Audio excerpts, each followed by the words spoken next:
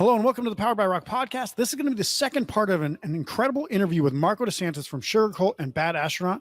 I wanted to touch on some deeper personal stuff in this part and also talk about what Marco is up to these days and whether he thinks Sugarcult will make another album. We'll jump back in right after this. You're listening to the Powered by Rock podcast with your host, Isaac Kuhlman. The Powered by Rock podcast was created to help showcase some of the best rock musicians in the world and to pass on to future generations the rock music that has inspired rock fans around the world for decades. We want listeners to be able to hear great stories and life experiences directly from their favorite artists, as well as dig deeper into music theory and talk rock like no other show you've ever heard. This isn't about looking cool, it's about getting real and having a great time. Without further ado, let's start the show.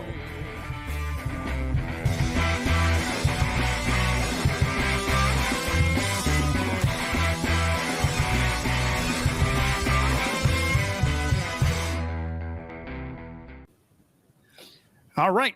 So I just wanted to kind of get a little bit more information on some of the stuff we were talking about with Bad Astronaut and obviously with Popsicle, because you've had some really incredible highs in your career and also some pretty kind of crappy, tragic points as well. So obviously with Popsicle, lead singer Keith Brown died at an early age on a car accident as a result of, drug use and stuff like that. And then Derek, obviously from Lagwagon and Bad Astronaut, obviously killed himself.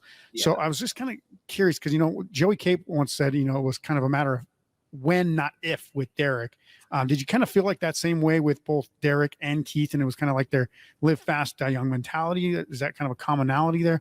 And do you kind of have any helpful words for people dealing with addiction? Yeah, I mean, it's super sad. I managed to, come from a pretty small town, and so much talent came out of Santa Barbara. But unfortunately, so many people went down sort of these dark roads. And I don't know if it was, the guys in the band RKL, lots of them died. There's another band in town called Rat Pack. Lots of them died. A lot of people became drug addicts, unfortunately. I feel very, very lucky that I had the, I don't know if it was my upbringing or what, but I somehow just was lucky to swerve around those potholes, knock on wood. But I don't know if it, I think back to it now, like with Popsicle, with Keith, it's really hard for me to answer the question of whether I thought it was a matter of, if or when, with him. I just was like, I was so young when we were in Popsicle. He was a few years older than me. I just kind of I couldn't believe I was in a band with him. Like he was like somebody I felt, I was such a fan. I've always been primarily a fan. Yeah. And so I think I said this before, but one of the things that gave me the impulse to get into music and start playing in bands myself was just because I was it was the closest you could get. It was even closer than a front row seat. Right. Yeah. And so when I was in Popsicle, Keith was someone, like I said, a few years older than me. And to me, he was already a rock star. I looked at him the same way I looked at Kurt Cobain or something. He was just to me, he was the real deal. He was like Perry Farrell, Kurt Cobain, all these big magnanimous figures you had in music that, I'm sure if you were just their friend, you would think was just a dude. But to us that knew them through their music, they become kind of larger than life, if you know what I mean. And that's, honestly the case with everybody I've ever been in a band with and everyone I've ever met in any famous band you can imagine. Up close, they're just a dude or a chick, with all the same insecurities we all have, with all the same, usually a bit of imposter syndrome, where they feel why me? I'm not the greatest, But anyway, so Keith sort of had that, I was so young that he still sort of had that magic to me where I was God, this guy, he's just so cool. Everything he says is worth writing down. Every record he turns me on to, I'm gonna go buy, he was just that guy. Yet I was also in a band with him and making songs with him. So it was really something special.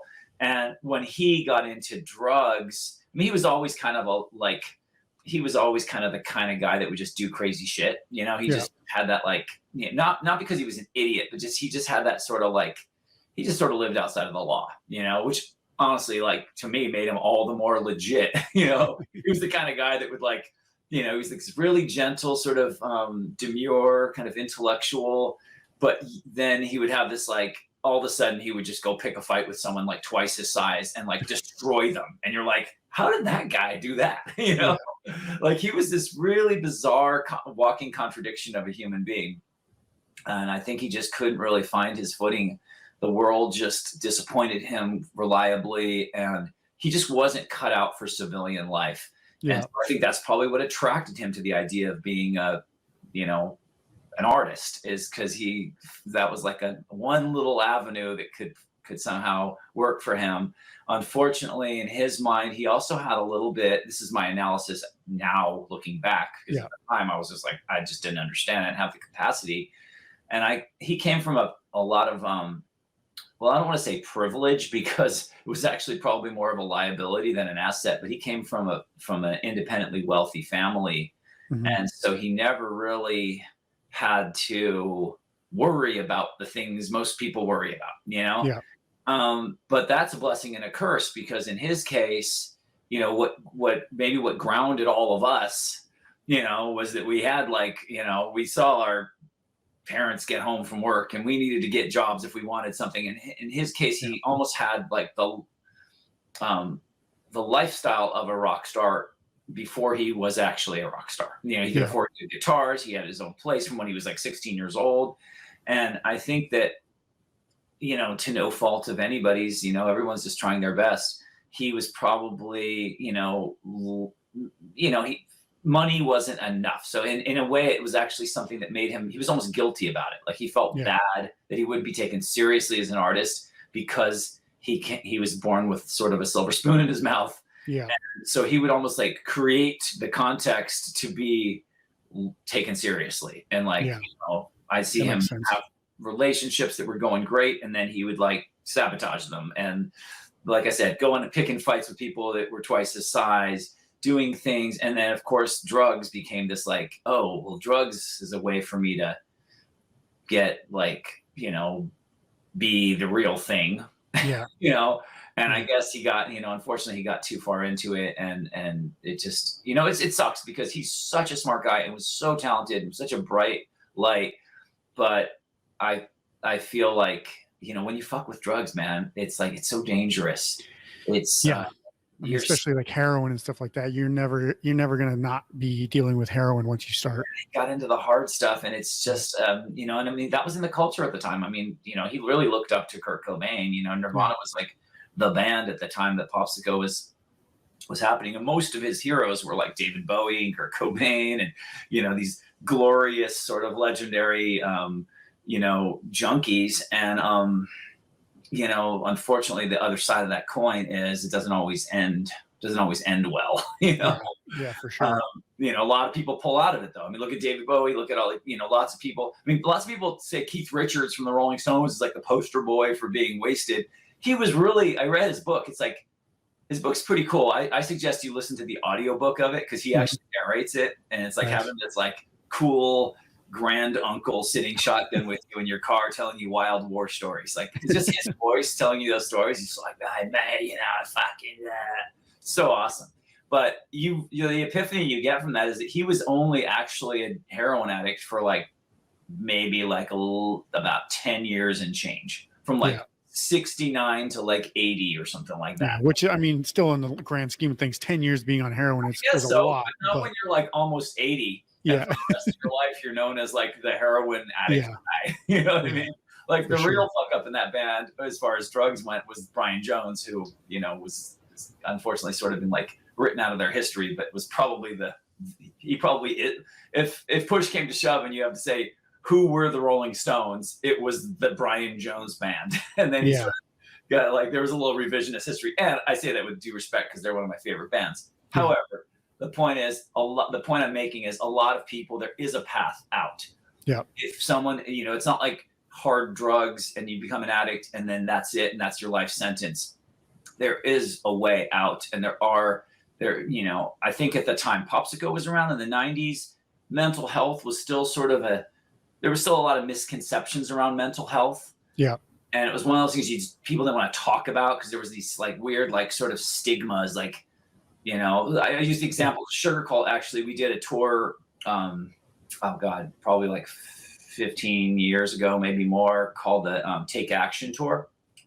And it was all about like suicide awareness, like raising awareness for like help. You know, it was like a suicide hotline and like help for that kind of stuff and mental health awareness. It was us and the band called Hawthorne Heights and a couple other great bands. Yeah. Tim and I actually got to go speak on Capitol Hill in Washington, D.C. Like we were like the token rock dudes coming to the like Washington, D.C., you know, political conference or whatever. And one guy brought up this really good point.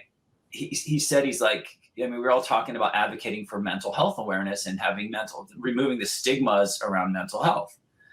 And he said, like, if you're walking down the street and you see someone fall off their bike and get a compound fracture, like a kid fall off their bike or something, you're going to stop. And you're going to maybe take off your shirt and like create a tourniquet and try and stop the bleeding, or at least call 911. Yeah. You're going to rush to their aid. If you're walking down the street and you see somebody talking to themselves, you're going to fucking cross the street and take the long way around. You're going to avoid them, because someone with an injury, with a physical injury is that's fair game. But someone with a mental problem, that's like, ooh, they're crazy. They're insane. Yeah. They're probably going to hurt me. They're probably going to, you know, and unfortunately, well, I think in a lot of ways, I think people aren't aptly prepared to deal with a situation where somebody could be mentally unstable, because you don't know exactly what they're going to do if you try to help them, right? For sure. And I mean, that's something like we're you know, maybe you can, you know, maybe we're all taught a certain amount of first aid, you know, or if you go to like, you know, if you do like junior lifeguards or something when you're a kid, you might learn CPR. You might learn more or less how to like, you know, help someone, administer first aid, maybe, you know, give someone, you know, CPR, whatever it is. But we're not provided the tools to help people that have mental, you know, health problems.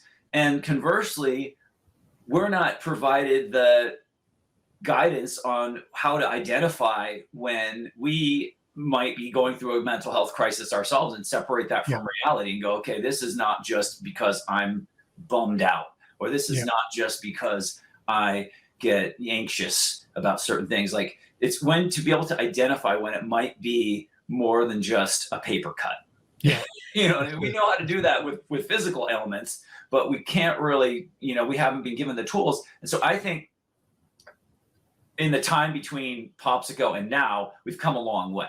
People are a lot more vocal about maybe their mental health things. They don't hold it with like shame. It's not like some weird thing. So little by little, I think we've come a long way. And I think if Kurt Cobain from Nirvana or Keith Brown from Popsico or some of those guys were around today, they might have been able, if they were able to weather the storm and make it, you know, to today, and Derek Plord too. I think they would realize that a lot of what their problem was not just because they wanted to party like rock stars and rock out and do heroin because it was just, you know, the cool romantic 90s, you know, thing to do.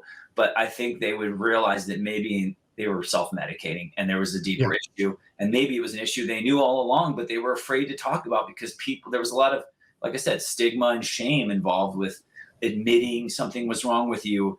And I mean, also being a dude, there's also a certain amount of like, I mean, I think guys have come a long way too, but you know, the stereotype is like guys don't want to pull over and ask for directions. Yeah. And that macho-ness and machismo, or whatever you call it. You don't want to come across like, you know, that at least like maybe our dad's generation and be, you know, maybe we're the slightly more evolved generation, slightly more in touch with our feelings. But like, you know, we were probably all the descendants of the sort of notion that like dudes are supposed to have everything under control and know how to solve any problem that comes their way.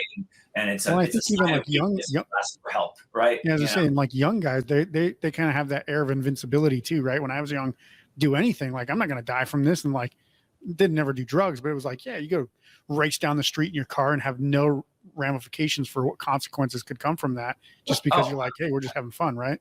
Oh yeah, especially when you're a teenager and you're in your early 20s, you're pretty much like in your mind you've got it all figured out and you're like invincible, you know, and you kind of are. I mean, you're pretty resilient, you know. You can take, you know, there's a lot of things you can bounce back from. You know, I used to joke. I was like, I used to bounce and now I break. You know, like, when I fall, I used to bounce, now I just break. Yeah. But you're a lot more resilient when you're young, you know, and I think that's by design, you know. That's probably why they have baby teeth, because they don't fall down. You know, nature has evolved us to be a certain way.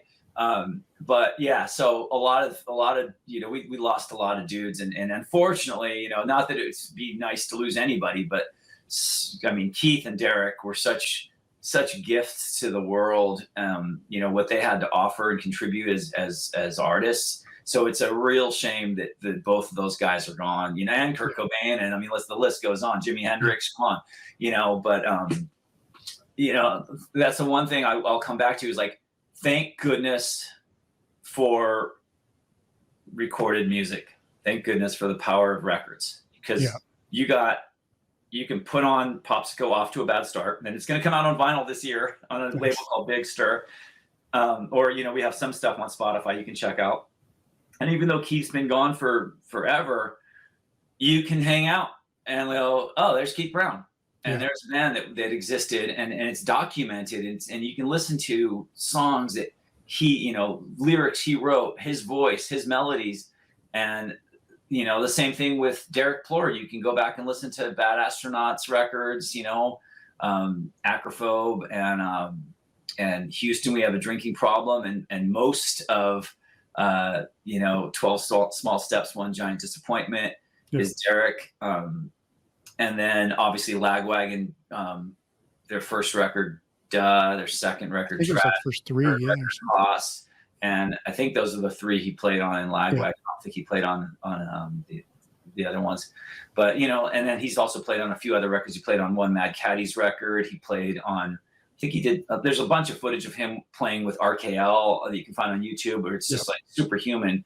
So you know, Derek's been gone for 16 years, but you can still listen to his music.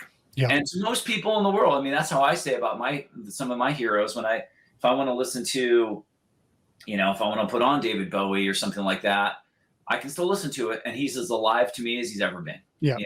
And sometimes you forget that they pass away because you're just listening to him in the moment. You're like, oh man, this guy's awesome. And you're like, oh, I can't believe it's been 6 years or 5 years or 3 years or 10 years since they've died, right?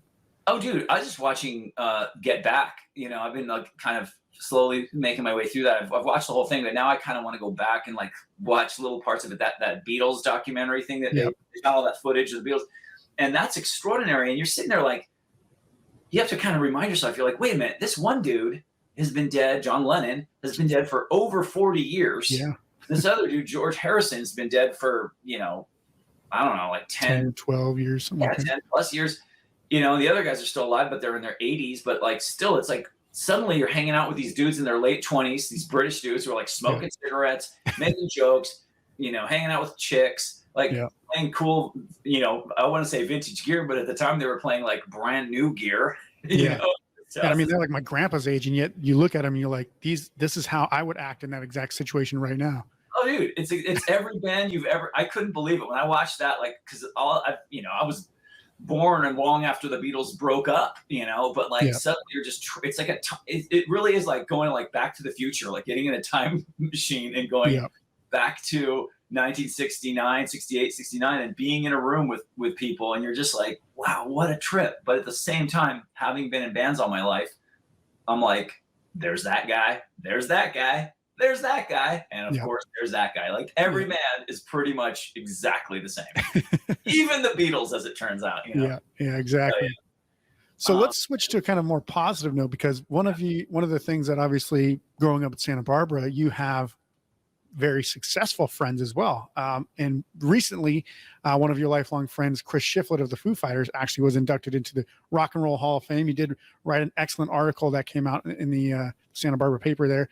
How cool was it to kind of see him grow up and make it into the Hall of Fame? Oh, dude. I mean, well, you should. Hopefully, maybe you can link to the Santa Barbara Independent story, because it's on their website. I have a copy of it right here. You know, I wrote the cover story for the Santa Barbara Independent. And so like, you know, this is, you know, Chris is just an old friend of mine. And like, I mean, literally we were like kids having like sleepovers together and stuff. So like just dreaming about music, going to the same concerts when we were growing up. And then we played in a band for like 4 years together when we were teenagers. moved to LA together, the whole thing, like, and just been lifelong friends ever since. And so it's really, I mean, it's blown all our minds that he ended up in the Foo Fighters, and that was already like 20 plus years ago that he got that gig, 1999. Same year that I got together with Tim and Aaron and Ben and started Sugar Cult. So it was kind of an interesting year for us because we had both like come up together, had some highs and lows along the way, and had a weird parallel kind of thing where we had like things in the 80s that we both involved with that record stuff. He was No Use for Name. I was doing that, Swingin' Utters for a while, and Nerf Herder, and then eventually, Bad Astronaut. So we've had this really interesting kind of like, in and out of each other's lives. You know how it goes in your 20s, your people move away or they get but always, kind of come back home and reconnect. And, you figure like your old friends become kind of they become more like your kind of family. They become like your brothers, and, so just seeing Chris get that Foos gig was enough of a thrill for all of us. It was just like, dude, I can't believe it, because obviously the Foo Fighters were always kind of big because they started out as being like the dude from Nirvana's new band, but then they more than proved themselves on their own. And just like, now that all this time has elapsed, it's like you're proud of the Foo Fighters, but then you get that extra little hit of like, and one of ours is in there. Like one of our pals from our scene back home, played the same little street shows when we were kids. And to see every step of the way, we've been proud of him and we've been excited. But once I found out he was going to be in the Rock and Roll Hall of Fame, and we didn't know for sure, they get nominated, and it's like, that doesn't necessarily mean you're going to get in.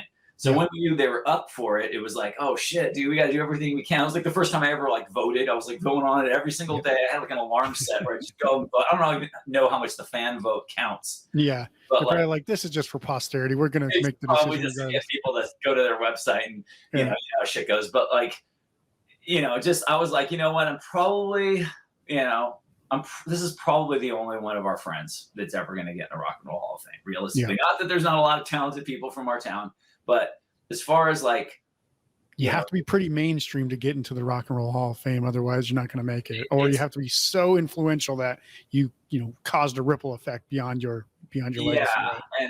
And so I was like, this is pretty, this is kind of important here. And it just was like, and I know Chris really well. He's a really humble guy. He's like, he's almost used to it by now. It's like these extraordinary things happen one after another. Grammy Awards and Rock and Roll Hall of Fame, MTV. It's like you're hanging out, you're talking to him, and you say, yeah, well, so what are you doing? Yeah, I'm just doing this. Cool, how are the kids? Right on. So what's going on with you these days? Oh, I got this thing next week. And he just like says it all sort of in passing. And you're like, what is it? And he's like, gotta go to Cleveland, no big deal. Things or whatever. We're doing like some show. And then you like look on their Instagram, and it's like, so the next thing you know, he's like playing some huge fucking like giant event somewhere where it's like he's being joined on stage by fucking some, like Mick Jagger or something. Paul McCartney, yeah. Dude, you can't just be all like, like sort of blasé. Like so I think that's one of the things like me and some of his old friends, like, and I'm sure his wife and kids are there to like, not to bring him back down to earth because he's like too big for his britches, because he's, like I said, he's a super humble guy. It's almost like we're there to kind of pinch him to remind him that he's not dreaming. To be like, dude, this is like insane. Just in case you get like, you can't acclimate to that. Like you act like that concert is like what I have for lunch or something. It's not the same. And it's like, dude, every time. So anytime he plays in LA, I'm always at the show. I'm always, dude, it's so exciting, But just super proud of him. But when he told me he was going to get in the Rock and Roll Hall of Fame, that's when I was like, okay, I've got to take action here, because he's not going to ask for this for himself. And I just called the like local paper from where we grew up in Santa Barbara, the Santa Barbara Independent, which, Popsicle had actually been on the cover of way back when. Yeah. Once. And I was like, dude, one of our, a kid from Santa Barbara, obviously you guys know that by now, he's in the Foo Fighters. They're getting in the Rock and Roll Hall of Fame. I actually had watched the Rock and Roll Hall of Fame ceremony. I was actually going to fly out to see him do it, because I knew Paul McCartney was going to induct them and everything. Mm-hmm. I was just like, I got to see that. But it was like right when like, what was it called? Like the Delta variant was just raging, and it was just a sketch. It was just like, I don't know. So watched it kind of at home, like just through Instagram, and I saw that he actually like got up and like when he got his award, he thanked me by name, which was Right. like I started crying. I couldn't believe it. I was like, fucking dude, he's standing right next to Paul McCartney, and he says like, I gotta thank people I grew up with, and he named like 4 or 5 people. He said like Tony Sly from No Use and Fat Mike, and he said me, and he said our other pal Bill Armstrong, and he didn't have to do that.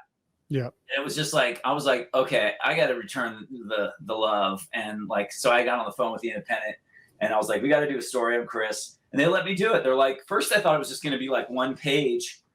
And then the guy called me up and he's like, dude, I think we just had a meeting and I think we can make this a cover story. And I was like, okay. And dude, I stayed up all night. It was like, took me forever to write it. It's like pages and pages and pages, of like story. And, I was calling Chris's brothers and calling people he had grown up with and calling, I was like, I have to do this right because this is like every story about the Foo Fighters is usually about Dave Grohl and then like, oh yeah, the other guys. Yeah. Like, or maybe Taylor because of the drums and his attitude. Yeah. Yeah. And so I was like, dude, this is going to be like the story about Chris in his hometown. And like, I got to get it right. So I just like, I worked on it for like, I just like worked on it for like a week, it was just nonstop, just compiling pictures from when he was a kid. And I have way too much stuff. I can make a book. And this is just like, obviously I had to get edited down to just the story, but that's truly one of the reasons why, like after I read that article, after I've obviously known of you and your career for a while, but after reading that, I was like, dude, I gotta like actually listen to what this guy's saying because Marco has way too much intimate knowledge about rock and roll, especially in the California rock scene from the 80s till now. And I was like blown away by that. And I was just like seeing what you wrote about him. And I was like, holy cow, that's amazing. Yeah. I mean, that's the thing. It's like, I have been like in the place in rock and roll when things were happening, just happened to be in the bands that were playing or in the scene or in the audience. You don't really feel in the moment like there's anything really special about that. But then as time goes on, you start to realize like, wait a minute, how come I'm the only one talking about it? How come I'm the only one? Like even when I'm talking to Chris or Joey Cape or whatever, and I'll bring up a story and they'll be like, God, dude, you have a good memory. I don't remember anything. Or, they just don't have that sentimental thing. Like I've always been the guy who's like taken tons of pictures and saved every flyer and saved all the memorabilia. Well, Chris is, I feel like he's a man of few words and Joey's just a grump. So.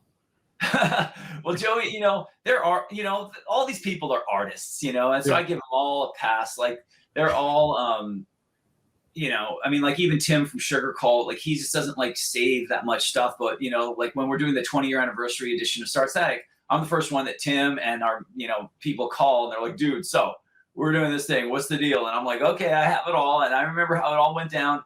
So it's like one of those things where you feel like, okay, I guess somebody's, here's the thing. If you don't tell the story the way you remember it, I don't want to be arrogant and pretend that my version of the truth is the only truth. I'm sure everyone's got their version of it. But if I don't tell it like I see it and like I know it and like I lived it, then someone else is going to maybe, and they're probably going to get it wrong. They're going to base it on like press releases and bios and, and that's usually pretty surfacey. And there's so much more depth. Like most people just have to, their worldview is so shaped by like categories. It's like, you're the guy from Sugar Cult, so you care about Good Charlotte and New Found Glory.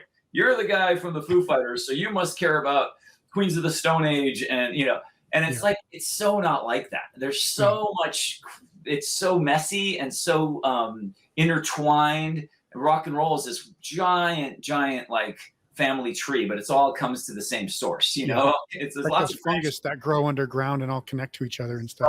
So much underground, so much above ground. But obviously, like a tree, if I'm going to go with that analogy, what you see is not all that there is to the tree. There's so many roots underneath it. I can't even imagine. And then there's branches that have been cut off, and then there's branches that then there's times of the year where it So anyway, man. Growing up with him, it was just, he was, I gotta say, like, he deserves it because he was good when we were kids. I mean, most of us were just like, kids fucking around, like, we didn't really know what the hell we were doing.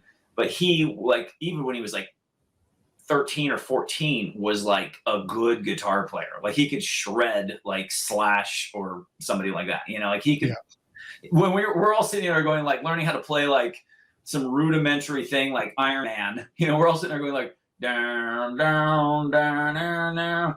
And getting it wrong. Yeah. He's the one going like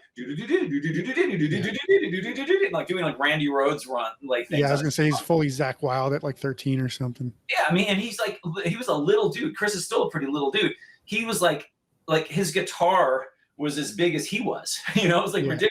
This little guy, like he looked like a 9-year-old girl, but he had this like Les Paul on, and he could play. And that was kind of his, you know, it was his way out. Like his family didn't have any money. He came from a real like blue collar family, and you know, broken home, the whole thing, and just like he dropped out of high school. You know, I mean, like he was literally like, it was, you know, it was dead, jail, or rock and roll. You know what I mean? And so you love to see, and I will tell you, like he was in No Use for a Name, so he experienced some success.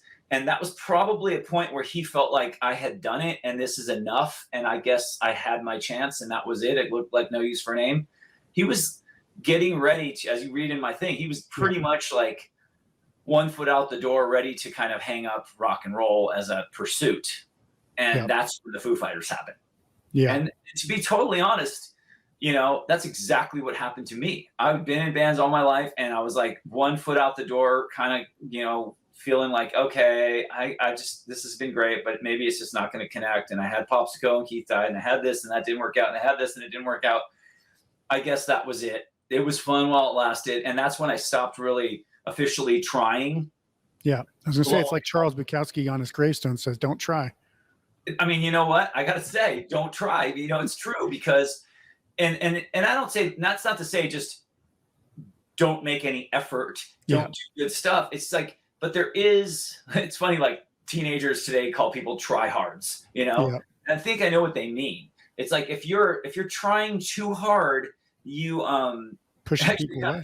I talk about this in my lectures when I talk to my music business students, because I teach these classes, and I'm like, it's kind of like a magnet, you know? I've used that analogy where it's like, if you flip a magnet, it pushes away, you know? But if you flip it the other way, it attracts. And I'm like, there's a law of attraction.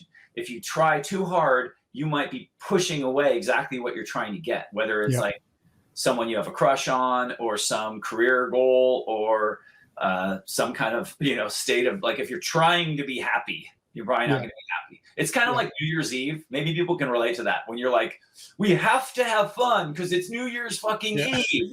And you're out there going, this is fun, right? This is awesome. New Year's Everybody's Eve, taking pictures, but nobody's actually having fun. How much drunker do we have to get before the fun kicks in? Because this isn't that fun. Like, and then what it is you're forcing the party. You're forcing it to be fun, rather than just going, hey man, it's New Year's Eve. This is awesome. Maybe it'll be awesome. Maybe it'll be, you know, but either way, here we are. And it's like, when you just kind of let go a little bit and just kind of trust the process, and kind of like let things happen the way they're going to happen, and don't try to force engineer everything so much. Yeah.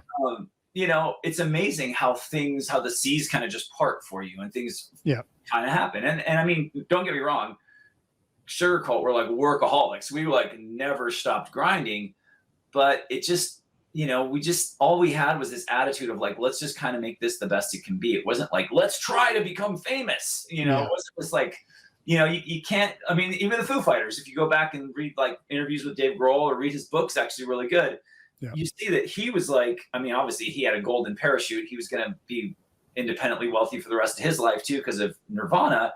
But so he just had that attitude where he was like, I'm just going to do something that I feel like doing, and not like hang any kind of nervous energy on it, where it's like, oh, this better work, otherwise I'm going to not be a star, or this better work, or I'm going to be broke. When you do things out of desperation, it's like, again, going back to trying to like find love. If you go out there to meet someone and you're like, it sounds like you rehearsed your lines and you like looked in the mirror for too long before you went out, people are going to smell that on you. It's like a dog smell fear. They're going to smell it on you. It's not a good energy. They're going to be like, that guy's trying too hard. That girl's trying way too hard to, you know, it's like, just try to be real, you know, be good, you know, and maybe you have a shot, you know, there's no guarantees, but Chris, so stoked for him. And it's one of those things where you're like, this is supposed to happen. Foo Fighters deserve to be in the Rock and Roll Hall of Fame for whatever it's worth. And like for Chris to get in the Rock and Roll Hall of Fame, as anyone from our hometown. It's like he deserves it. And then to have Paul McCartney from the Beatles be the guy inducting him, that's a fucking amazing situation. Yeah. The first song he ever learned, if you read that article, you'll see he went in like wanting to learn heavy metal songs, and the teacher was like, "Nope, Hey Jude or something." Starting with the Beatles, and taught him Hey Jude. So the first song he ever learned to play on guitar when he was 11 was Hey Jude. Yep. Fast forward, he's at the Rock and Roll Hall of Fame, standing next to Paul McCartney. That's a pretty cool story.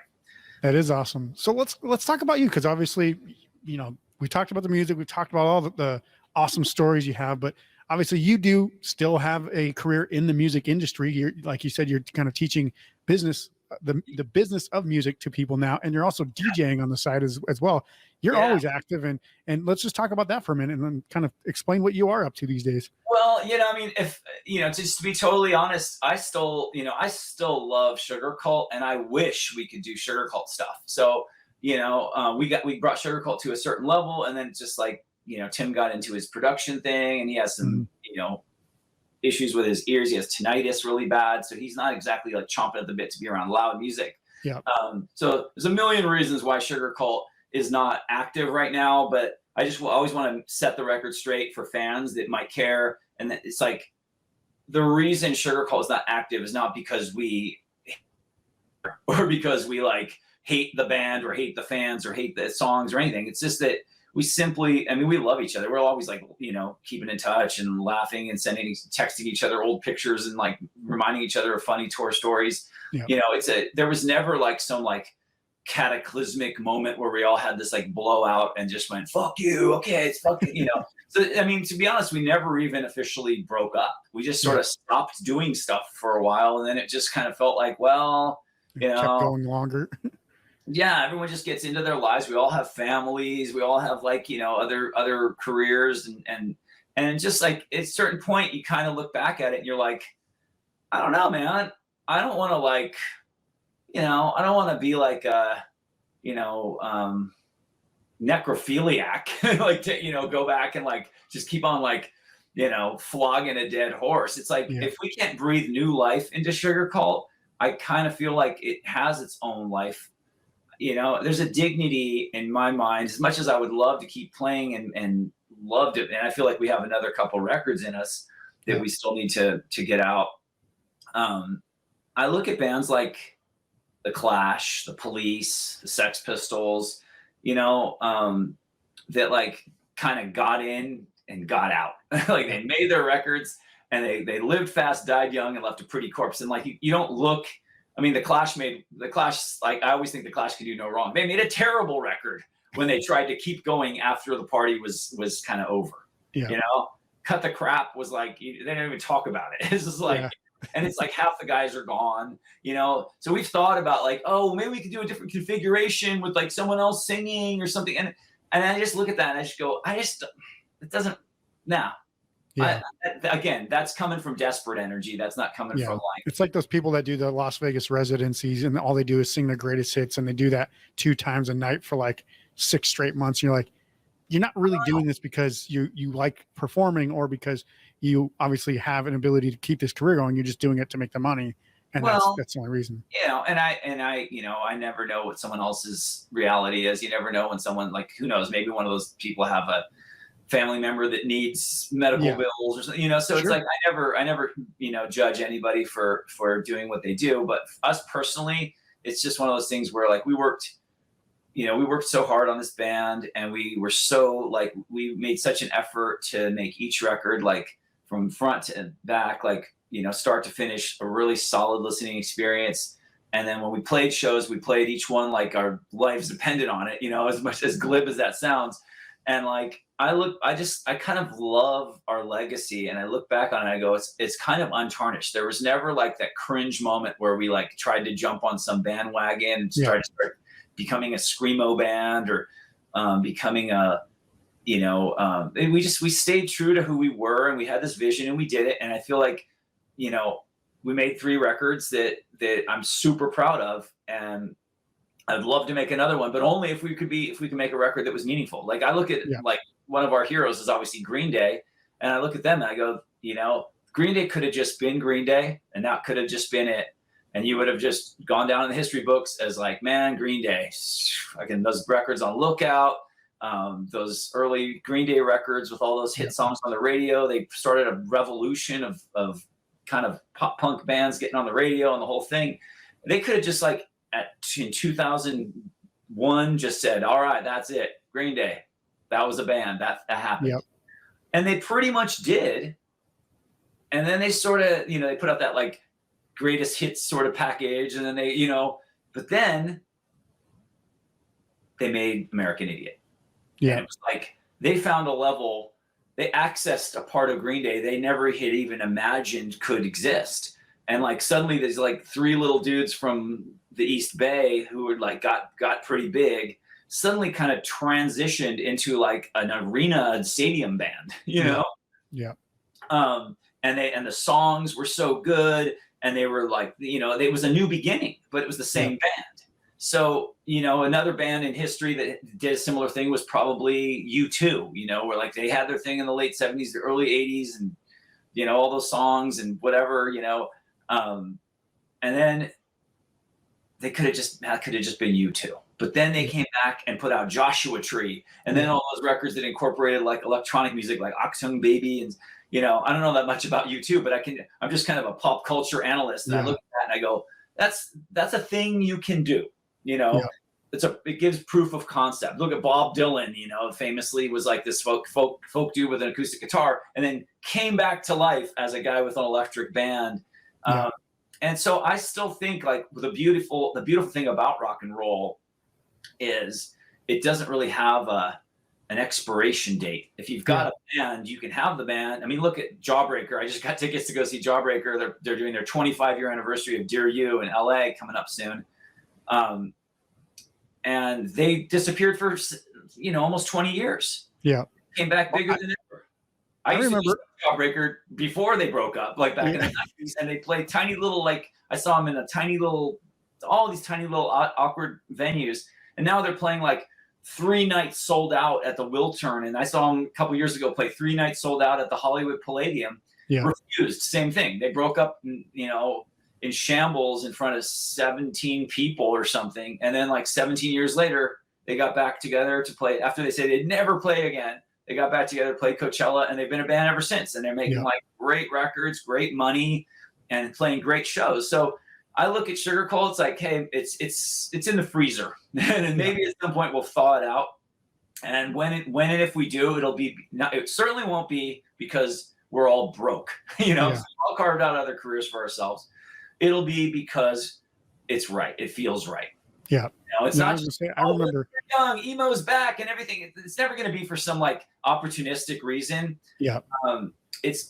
Because that would make entirely too much sense. It would be because Tim and I are talking on the phone, and one day it was just going to be like, dude, we should get in the fucking studio and see what happens. And then if it's fun, call up Kenny and Aaron. And if that's fun, play a show. And if that's fun, then we'll just do it. Yeah.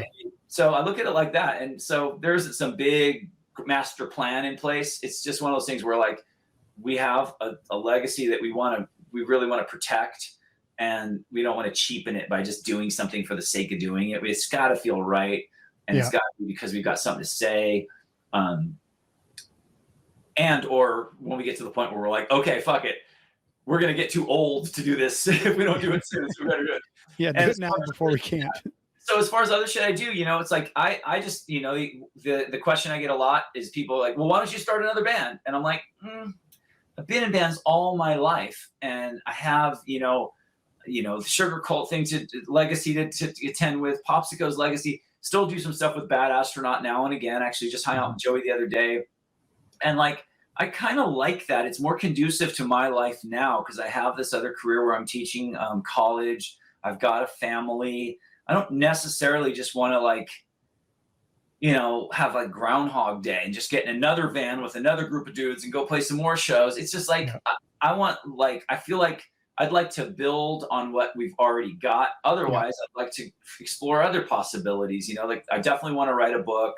I do these DJ gigs. Mostly it's just, it's fun. It's fun to communicate with an audience. And I feel like that's a better chance to communicate with an audience than if I went out there with an acoustic guitar and said, come see Marco DeSantis, solo singer-songwriter. And the whole time be wishing he would play a Sugar Cult song, and then when he plays a Sugar Cult song, be wishing it was Tim's voice instead of his voice. You know what I mean? I don't want to be that guy. Yeah. Maybe I will one day. Like, I've thought about doing a solo record, but again, only when it's fun and only when it feels right. The DJing is just fun because it's a chance to kind of like, when I do like the emo night kind of gigs and stuff, it's just a chance to commune with Sugar Cult fans and let them know we still love them. Let them have a chance to express themselves to me, play memory and have them get stoked, and have them have a chance to sing along. It's just a celebration.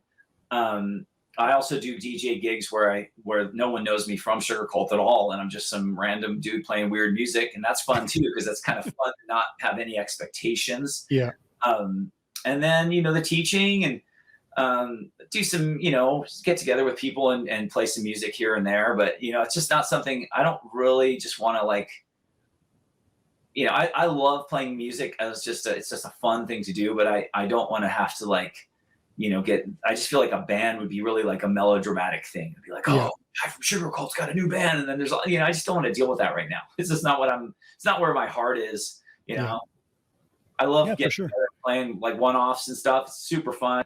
Sometimes I get up with like there was like, I did a DJ gig and there was a local band playing and I just, we talked to each other on Instagram. I was like, if you guys want to learn bouncing off the walls or something, I'll jump on stage with you. And I did it. It was super fun. I saw that. Yeah. Like shit like that's awesome.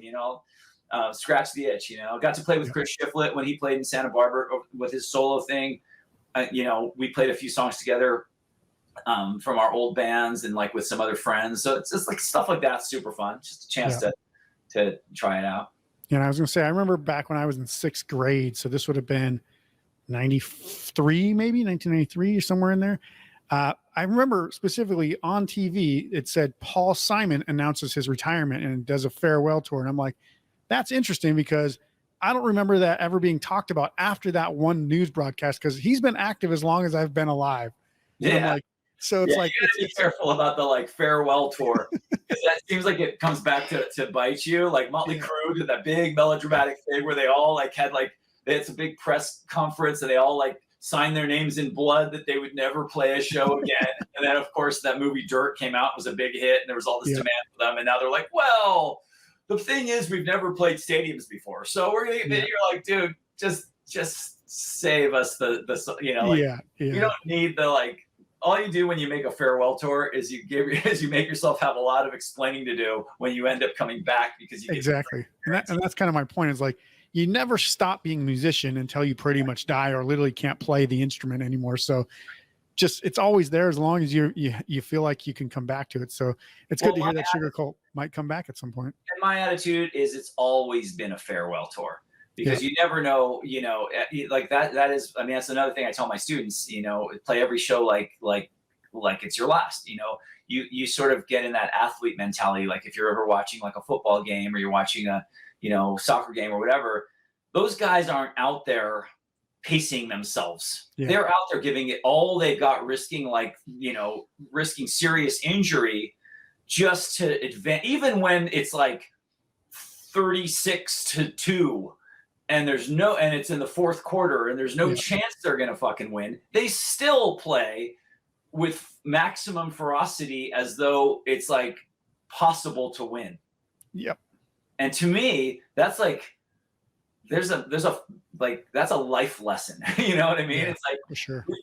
You've gotta like, even though this shit is finite, you can't go through life with that sort of attitude of like, well, what does it all fucking matter in the end? Yeah. You're only gonna remember Isaac or Marco 150 years from now. So what's the point? Why should we even bother? It's like you have to like have that optimism, like, hey man, you have to kind of behave as though it's possible to win, as though it's possible to live forever, as though it's possible. And so like, to me with music, it's always been a farewell tour. I've been in bands like Popsicle that right when we were about to get a record deal, our singer died. Yep. No one gets to tell you when it's the farewell tour. I didn't know our last show was going to be our last show. I've been, in bands where like, you never know. And like, so with Sugar Cult, by the time I got to Sugar Cult, it was like, dude, every chance we get to set foot on stage, we got to play that show and just drain the reserves. Yeah. It's not like, oh, well, we're just in Milwaukee tonight, so let's save our energy for New York City in a couple nights. It's like, dude, Milwaukee, deserves the show of their fucking lifetime, as does New York City. And like you drain the reserves. And of course, some nights you have good shows, some nights you have bad shows. But as long as your objective is like to just like play, like, you know, kind of make out like the plane's going down, you know, you just go for it. You know, that's a good thing to do. I think it, you know, whatever. There's my unsolicited advice to all you bands out there. That's awesome. Make out like the plane's going down. It's like, it's fun to fucking play. And also to not worry about it. Like the key word is play. And that's, I think, the thing a lot of musicians forget about. They start taking themselves so fucking seriously and getting so aggro about it. And it's like, dude, it's fucking rock and roll, bro. Yeah. Like, you're not fucking playing, like, you're not the like Philharmonic or some shit. Yeah. You know what I mean? You know, don't take, and you can take your music seriously, but don't take yourself so fucking seriously. Just get out. For sure. I'd rather play a show that's entertaining and fun and has high energy and make a couple mistakes than like sit there carefully with my guitar and try to play it like perfectly. It's like, that's not rock and roll in my never to be humble opinion. You know? Yeah. I finally have time for like a couple more questions. So you want to do your, yeah, no, I was just to say, we could be here all day. So I'm going to just go ahead and wrap this up because I know you're a busy man. You got things to do. So I truly want to thank you very much for your time. We actually had to split this into 2 episodes because of you. I'm sorry. I'm so like coming and going all the time, but hey, I'm so glad we got to work this out. But yeah, so thanks you. I'm just going to wrap this episode up. And, you know, if you guys like what you heard today, please make sure to subscribe to the podcast and share it with your friends on social media. You can see the full video interview on our YouTube channel as well. You can check out any of our written content or any of our interviews or anything else like our gear on poweredbyrock.com. And then, guys, we'll see you for the next episode. Until then, rock on. Dude, thank you guys so much. And find me if you want to hit me up. If you have any questions about anything, you can find me on Instagram, just Marco DeSantis, Marko. You see how it is. And then, you know, I usually get back to you if you like DM me or comment on one of my things or whatever. So there's my, it's not so much a plug. It's more just, you know, an olive branch in case, if you've listened to this much of the fucking interview, I'll give you my fucking phone number. Okay. You can call me because I need to send help. You need help. Yeah. So here's my number, 805. And then we cut out. Yeah. All right, cool.